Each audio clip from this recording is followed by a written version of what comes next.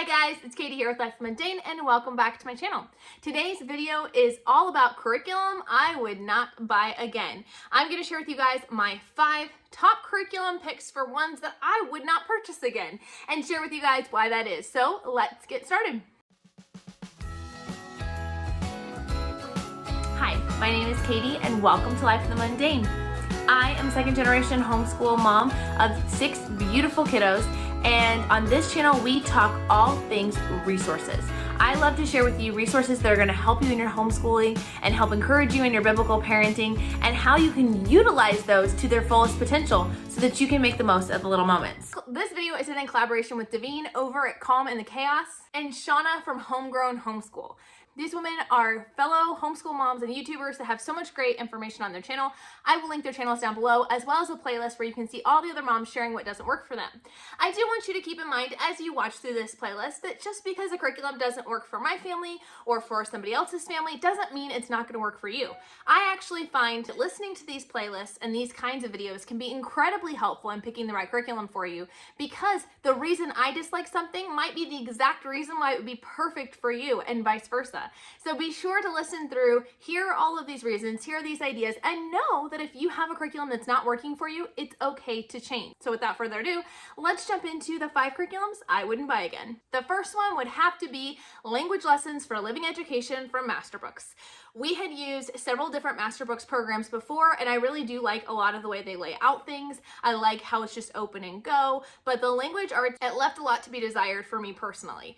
It had very little, if any, reading instruction whatsoever, and I know that a lot of people, when I kind of put that out there, a lot of people said, well, that's because they're supposed to have already done the foundations for phonics program, but the truth is most kids need more than 1 year of reading instruction, and so that seemed to be very much lacking for me. There also was not a whole lot of repetition when it came to within the lessons of any of the concepts. They might be reviewed here or there and kind of pop up sporadically, but a lot of kids need quite a bit more repetition than that. I also was not a big fan of how they introduced the spelling concepts. I did like the way that they introduced grammar, but it just was not a good fit for us and our family. Part of that has to do with the fact that we do have kids with dyslexia, and kids with dyslexia need a lot more instruction, and they need instruction in a different way. So maybe that was part of it, but it definitely was not one that I would purchase again for our family personally. Next up, Saxon Math. I know. Ryan over at Mama on a Mission is rolling her eyes at me because she loves Saxon Math. I grew up on Saxon Math as a homeschooler and was not a huge fan of it then, but thought it's a really solid program and I'm gonna get it. I'm gonna try it for my kids. So we tried it. It was really dry, just like I remember. I do want to say with Saxon Math, it is a solid program. Like, you're not going to find a more solid program than Saxon Math. It is just, it's incredibly thorough. It is adequate to teach everything. If your child goes from beginning to end in Saxon Math, they're going to have everything they need to know. But for me, it just was lacking a lot of interesting concepts. It was lacking the flair. And for me, I need that, because math is not interesting to me in and of itself. It's not super interesting to my kids in and of itself, and so I wanted the little extra spark there to make it more fun. That being said, it's a fantastic program. I do highly recommend it to anybody who is looking for a solid program, and especially for those who don't like the flair, who just want straightforward black and white math. Saxon's the way to go. Now, I say this is one I would not buy again. The only exception to that rule would be if one day I decided that I wanted to do Saxon for the older grades using Nicole the Math Lady. Nicole the Math Lady is an amazing extra. Like, it's something that has been created since Saxon has come out when I was in high school.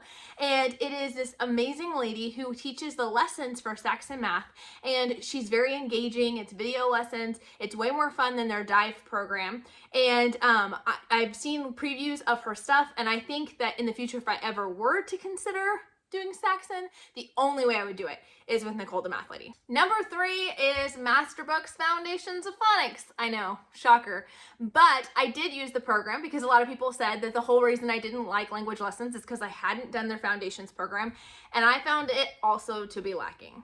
I just felt like kids need more reading instruction than that, and I felt like the jump from foundations to language lessons was pretty significant, and that really only natural readers would be able to get that. Not all of my kids have dyslexia, but none of them are like natural readers. They didn't just pick up on it quickly, even the ones that don't have technical learning disabilities.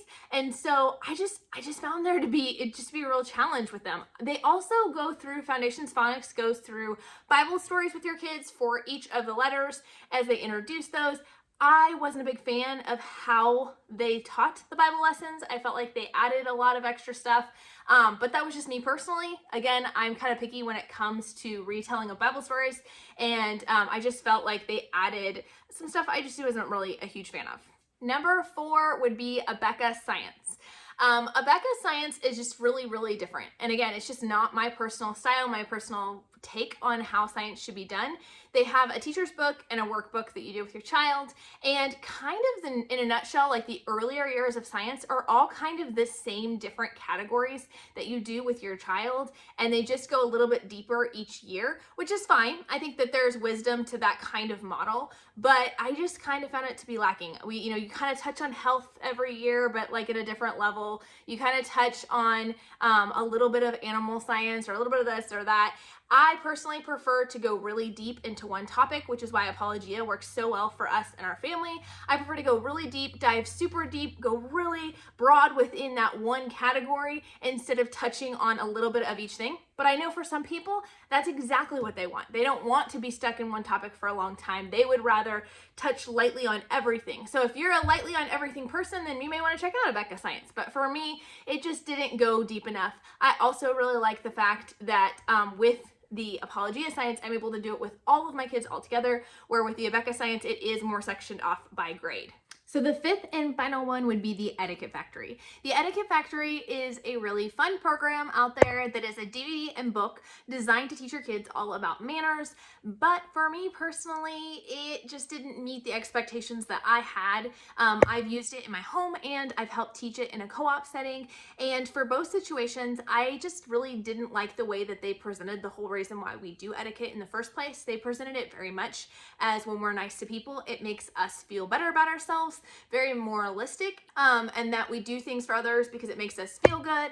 And when you kind of have the basis for manners as that, everything that builds on top of that is just doesn't hold as much value or as much weight. So I want to teach my kids that we show manners because we show love because Christ loved us, and I want to show them to die to self, and I want to show them how we should do unto others and all of these things. And so when I had to spend so much time teaching the why behind it, that made things a little bit more challenging. Also, they have a lot of fun songs. They have DVD lessons, which the DVD lessons are really fun, but the songs personally kind of got under my skin, and I didn't even always necessarily agree with what was said in the songs, the lyrics for the songs. So some of them we just completely skipped altogether.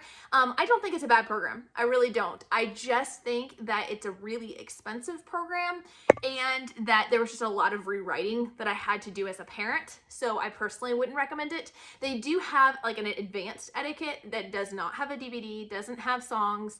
It's just an etiquette book for 4th and up.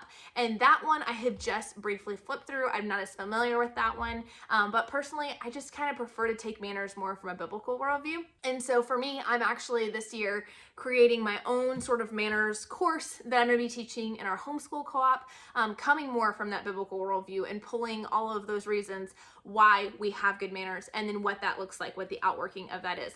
Depending on how I pull that together and how it goes, I may share more about that later, but I'm going to be working on that this summer. So there you have it. I hope this list has been helpful to you guys. I can't wait to see what everybody else says down in the playlist down below, and be sure to subscribe because we have a lot more great content coming up soon, and we'll talk to you later. Bye.